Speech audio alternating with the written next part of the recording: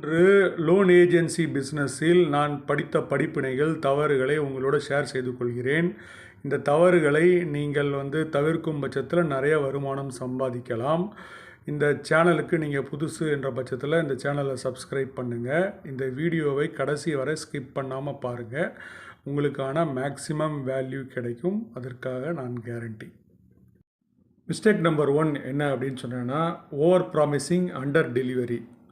எப்படின்னா, ₹1 வட்டிக்கே பண்ணிடுறேன், 4 நாளில் பண்ணிடுறேன், அதெல்லாம் இம்மீடியட்டாக முடிச்சிடலாம், ஃபினான்சியர் நான் சொன்ன உடனே பணம் கொடுத்துருவாரு, வானத்தை வில்லா வளர்ப்பேன் அப்படின்லாம் முடிஞ்ச வரைக்கும் என்ன வேணால் சொல்லி கூப்பிட்டு வந்துட்டு கடைசியில் 5 நாள் ஆகும், 10 நாள் ஆகும், 5 நாள் ஆகும், 1 மாதம் ஆகும். பார்ட்டியும் ஸ்ட்ரெஸ்ஸில் போயிடுவான். அதுக்கப்புறம் அவனுக்கு நடக்கக்கூடிய வேலையும் நடக்காது. அவனுக்கும் நஷ்டம், லோன் ஏஜென்ட்டுக்கும் நஷ்டம். அதனால் இது தேவையில்லை. உண்மை என்ன அப்படின்னு சொன்னேன்னா, இன்றைக்கி பேங்க்கில் அக்கௌண்ட் வச்சுருக்கவங்களாம் பேங்க்காரனே ஃபோன் பண்ணி லோன் கொடுத்துட்றான்.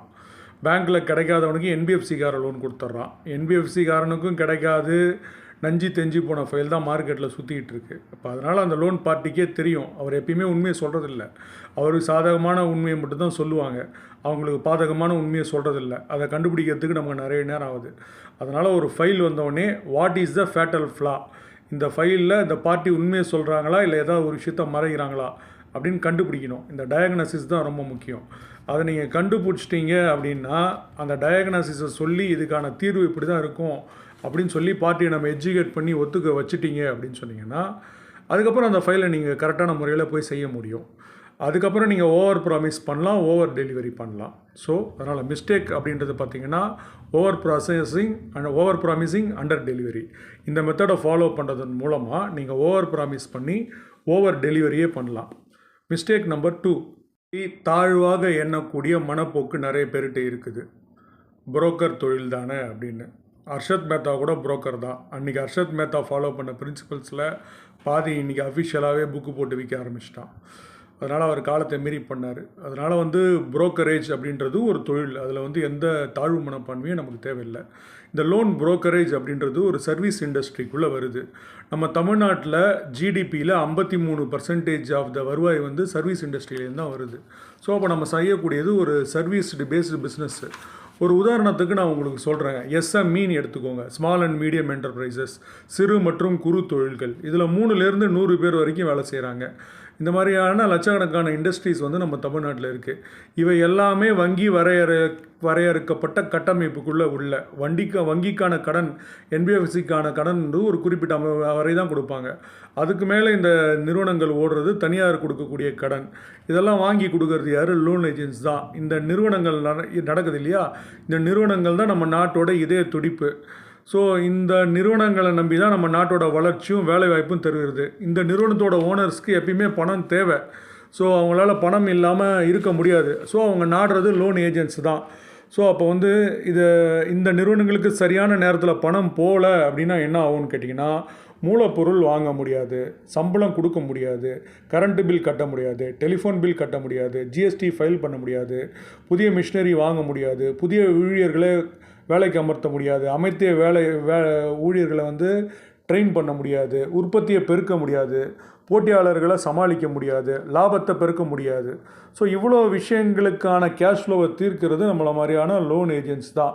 இந்த துறையில் இராணுவ வீரன் எப்படி இந்தியாவுக்காக வேலை செய்கிறத பெருமிதப்படுறானோ, அந்த மாதிரி நம்மளும் இந்த துறையை நடத்துறதுக்கு பெருமைப்படணும். அந்த மாதிரி பெருமை பண்ணக்கூடிய ஒரு பிஸ்னஸ் தான் இது. Mistake number 3, not understanding the competition. அதாவது இது ஒரு தொழில், இதில் போட்டி அப்படின்னு ஒரு விஷயம் இருக்குது அப்படின்றத நிறைய ஏஜென்ட்ஸ் உணரவே இல்லை. நான் ஒரு கொஸ்டின் கேட்குறேன், உங்கள் கஸ்டமர் ஏன் உங்கள் கூட பிஸ்னஸ் பண்ணணும்? 3 ரீசன் சொல்லுங்கள் அப்படின்னு கேட்டேன்னா, நிறைய பேருக்கு அந்த விஷயம் தெரியவே இல்லை. கஸ்டமர் லாயல்ட்டி அப்படின்றது இந்த ஃபீல்டில் இல்லை. ஏன் அப்படின்னு கேட்டிங்கன்னா, பணம் கஷ்டத்தில் இருக்கவங்க தான் அவங்கள கேட்டு வராங்க. அதனால் அது சீக்கிரமாக யார் ப்ரொவைட் பண்ணுவாங்க அப்படின்னு தான் பார்ப்பாங்க. இந்த ஃபீல்டை பொறுத்த வரைக்கும் customer will not value your service until you get money. நீங்கள் கஸ்டமர்கிட்ட காசு வாங்குற வரைக்கும் நீங்கள் பண்ணக்கூடிய எந்த சர்வீஸும் அவர் வேல்யூ பண்ணவே மாட்டார். மிச்ச தொழிலில் உங்களோட தொழில் வாய்ப்பை, உங்களுக்கு கிடைச்சக்கூடிய வாய்ப்பை நீங்கள் அடுத்த போட்டியாளர்களோட இழப்பீங்க. இந்த தொழிலில் உங்களுக்கு கிடைச்ச வாய்ப்பு உங்கள் போட்டியாளர்களும் இழப்பீங்க.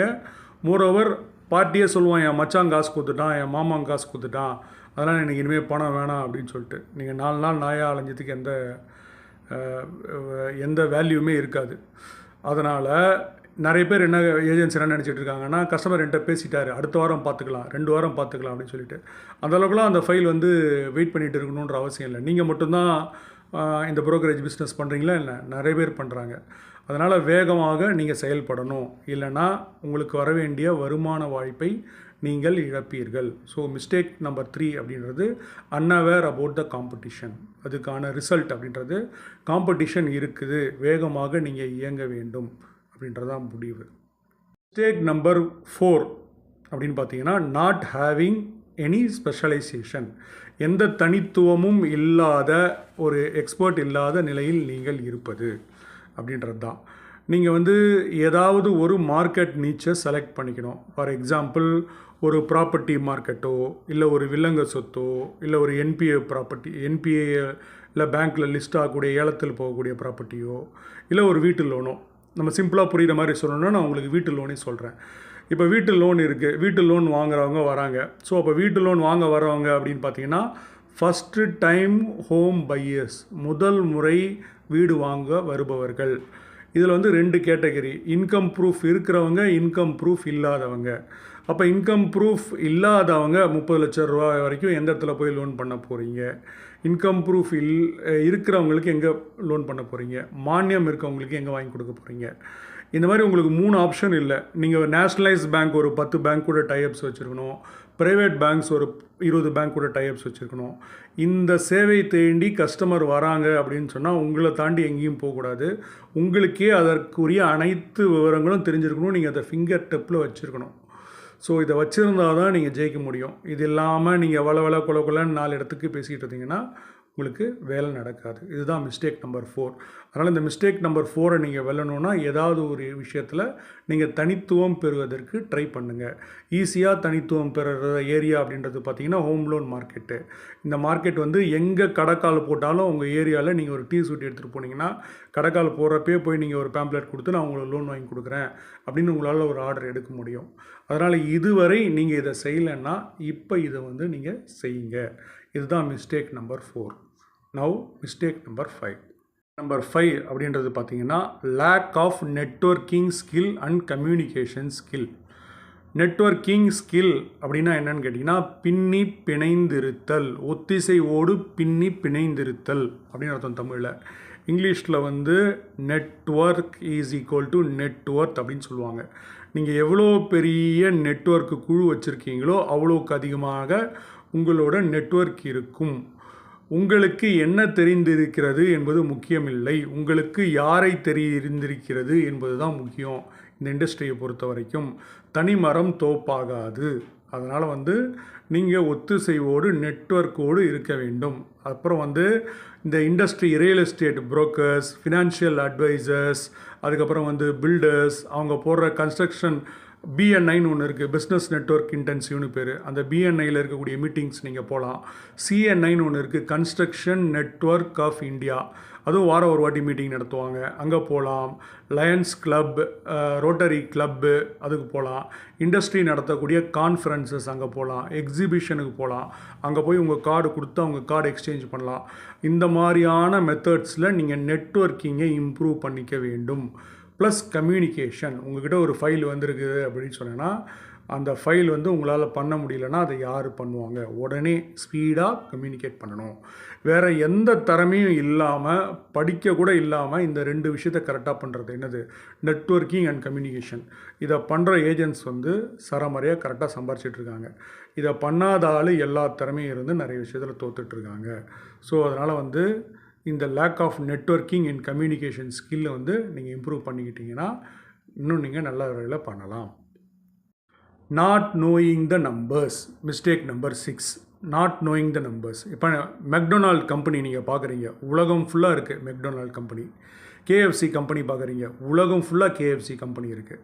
இப்போ மெக்டொனால்ட் உலகத்தின் ஏதாவது ஒரு மூலையில் போய் இந்த நிறுவனத்திற்கான ஒரு ஃப்ரான்ச்சைஸை ஸ்டார்ட் பண்ணணுன்னு ஒரு என்கொயரி கொடுத்தா, மெக்டொனால்ட் கரெக்டாக அந்த ஏரியாவில் அந்த எவ்வளோ சதுர அடி இடம், எவ்வளோ இன்வெஸ்ட் பண்ணணும், எவ்வளோ இன்வெஸ்ட் பண்ணால் ஒரு நாளைக்கு எத்தனை பீஸ் விற்கும் அப்படின்னு சொல்லி துல்லியமாக ஒரு நம்பரை அவங்களால கொடுக்க முடியும். இப்போ சன் ஃபிலிம்ஸ் எடுத்துக்கிட்டிங்கன்னா, கலாநிதி மாறன், சன் நெட்வொர்க் கலாநிதி மாறன் எடுத்துக்கிட்டிங்கன்னா, அவர் ஒரு படம் எடுக்கிறாரு, 200 கோடி 300 கோடி போடுறாரு அப்படின்னு சொன்னால், இந்த படத்தை இதுக்கு முன்னாடி போன வாட்டி இந்த ரஜினிகாந்த் வச்சு எடுத்த படத்தோட எவ்வளோ ஓடி இருக்குது, எத்தனை தேட்டரில் எவ்வளோ வருமானம் வந்திருக்குது, அப்போ இப்போ எடுக்கக்கூடிய கதை எவ்வளோ ஓடும், எத்தனை ஸ்க்ரீனில் போடலாம் அப்படின்னு துல்லியமாக ஒரு கணக்கு போட்டு, ரஜினிகாந்தே இருந்தாலும் உனக்கு இவ்வளோ தான்ப்பா சம்பளம் கொடுக்க முடியும், ஏஆர் முருகதாஸே இருந்தாலும் விஜயா இருந்தாலும் உனக்கு இவ்வளோ தான்ப்பா சம்பளம் கொடுக்க முடியும் அப்படின்னு தெளிவாக சொல்லுவாங்க. எல்லா வெற்றி அடைஞ்ச ஆளுங்களுக்கும் தே நோ தர் நம்பர்ஸ். இப்போ இந்த தொழிலை பொறுத்த வரைக்கும் அடிப்படையாக உங்களுக்கு தெரிய வேண்டியது, நீங்கள் எத்தனை ஃபோன் கால் பண்ணீங்க, உங்களுக்கு எத்தனை ஃபோன் கால் வந்தது, இதன் விளைவாக நீங்கள் என்ன அட்வர்டைஸ்மெண்ட் கொடுத்தீங்க, அதுக்கான சேல்ஸ் ரெஸ்பான்ஸ் என்ன, உங்களுக்கான மீட்டிங்ஸ் எத்தனை மீட்டிங் நீங்கள் கொடுத்தீங்க, எத்தனை மீட்டிங் வந்து லாகின்ல முடிஞ்சுது, எத்தனை லாகின் வந்து சக்ஸஸ்ஃபுல்லாக முடிஞ்சிச்சு, இது எல்லாத்தையுமே நீங்கள் ஃபாலோ அப் பண்ணணும். ஃபாலோ அப் பண்ணால் மட்டும்தான் உங்களுக்கு ஃபார்ச்சூன். ஃபாலோ பண்ணல அப்படின்னு சொன்னோன்னா உங்களுக்கு வந்து வியாபாரம் கிடைக்காது. இப்போ இந்த நம்பர் ஆஃப் லாகின்ஸில் முக்கியமாக தெரிய வேண்டியது என்ன, லோன் ஏஜென்ட்ஸ் பண்ணக்கூடிய முக்கியமான தவறு என்னென்னா, கஸ்டமரை கூட்டிகிட்டு வந்துடுவாங்க, ஃபைனான்ஸ் வரைக்கும் இல்லை பேங்க் வரைக்கும் எல்லா இடத்துக்கும் வந்துடுவாங்க. ஆனால் அவங்கள அப்ளிகேஷன் ஃபீஸ் கட்டு, லீகல் வேல்யூவேஷன் ஃபீஸ் கட்டு அப்படின்னு சொல்ல மாட்டாங்க. நீ கட்டினா கட்டு, கட்டாட்டி போ சார், அதை நீங்களே பார்த்து கொடுத்துருங்க அப்படின்னு சொல்லுவாங்க. அது எப்படி நம்மளே பார்த்து கொடுக்க முடியும்? அவரோட சொத்து அவர் கரெக்டாக இருக்கான்னு ப்ரூஃப் பண்ணுறது அவரோட வேலை. அதனால் அவரை லாகின் பண்ணால் தான் அவர் வந்து கரெக்டான கஸ்டமர். அவருக்காக பணத்தை நீங்கள் கட்டினீங்கன்னா அவருக்காக டாக்குமெண்ட் உங்களால் கட்ட முடியாது. அதனால் நீங்கள் கஸ்டமரை குவாலிஃபை பண்ணி எஜுகேட் பண்ணணும் இந்த விஷயத்தில். And you should know all the numbers. இந்த நம்பர்ஸ், இந்த மெட்ரிக்ஸ் எல்லாமே தெரியணும். Business is the number game. இந்த மாதிரி எவ்வளோ நம்பர்ஸ் நீங்கள் கொண்டு வந்தீங்க அப்படின்னு உங்கள்கிட்ட இருக்கணும். நீங்கள் 5 லாகின் பண்ணிங்கன்னா தான் ஒரு சக்ஸஸ் வரும். 25 கால் பண்ணிங்கன்னா தான் 10 பேர் மீட்டிங்க்கு வரம்மா, 5 பேர் மீட்டிங்க்கு வந்து ஒருத்தன் லாகின் பண்ணுவான்.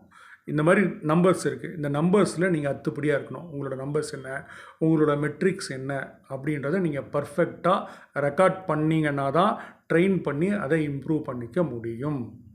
7வது mistake, counting on the curses. அப்படின்னா என்னென்னா, உங்களோட சாபங்களை கணக்கிட்டு கொண்டிருப்பது, உங்களுடைய பிரச்சனைகளை பேசி கொண்டிருப்பது, உங்களிடம் இல்லாதிருப்பதை பேசி கொண்டிருப்பது. இதை நான் நிறைய பேர்கிட்ட காமனாக பார்த்துட்டு இருக்கேன். ஒரு 20 வருஷம் இருக்கும், சுவாமி சுகபோகானந்தா ஒரு கேசட் செல் பண்ணியிருந்தார். அந்த கேசட்டோட பேர் என்னன்னு எனக்கு மறந்து போச்சு. கிட்டத்தட்ட 2000வது வருஷம் 1999. அப்போல்லாம் சிடிலாம் ஃபேமஸ் ஆகலை. அதில் அவர் சொல்லக்கூடிய வாக்கியம் அப்படின்றது என்னென்னா, it is not what you don't have, it is how you use what you have அப்படின்னு. அதாவது உங்களிடம் இல்லாதிருப்பது பிரச்சனை இல்லை, எது இருக்கிறதோ அதை கரெக்டாக நீங்கள் யூஸ் பண்ணுறீங்களா அப்படின்றது தான் முக்கியம். 100 கோடி லோன் பண்ணுறவங்க, 100 கோடி ரியல் எஸ்டேட் வியாபாரம் பண்ணுறவங்க கிட்ட ஆபீஸ் இல்லை, கம்ப்யூட்டர் இல்லை, அழகான செக்ரட்டரி இல்லை.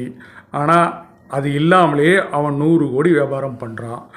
இவன் ஃபைல் எடுத்து அவன்கிட்ட காசு வாங்கி கொடுக்கறதுக்கு, இவன் எடுத்து அவன்கிட்ட விற்கிறதுக்கு உங்களுக்கு எதுக்கு ஆஃபீஸு, உங்களுக்கு எதுக்கு ஏசி, உங்களுக்கு எதுக்கு கம்ப்யூட்டரு, உங்களுக்கு எதுக்கு செக்ரட்டரி, தேவையில்லாமல் வரவனுக்கு மிக்சரும் தண்ணியும் வாங்கி கொடுத்துட்டு அவன் வெளியில் போயிட்டு உட்காந்துட்டு ஒரு 5000 அவன் பேர் சொல்லி வாங்கிட்டு போயிடுவான்.